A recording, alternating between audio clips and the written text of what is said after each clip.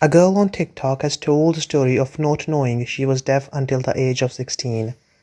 Helen, who goes by the username Sprinty Canberry Finance, grew up believing that barely hearing was normal because she had no idea anyone heard any different.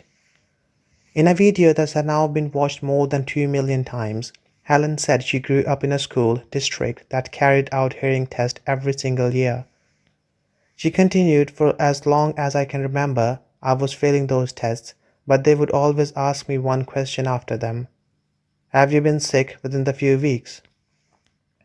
I was always getting sick when I was younger, so I'd say yes, and they would say, "Oh, your sinuses are probably just clogged up," she explained. On the first occasion, she was just 12 years old, so she took the school's word for it and went on about her day. She said it kept happening every year right up until her sophomore year of high school when she was 16 years old.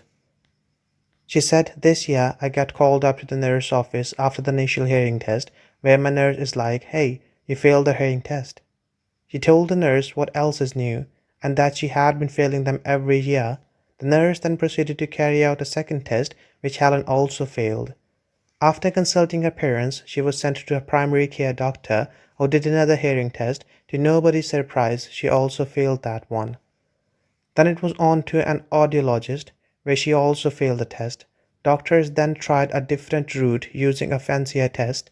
As she puts it, they were shooting super loud noises in my ear and measuring something inside my head, Helen said.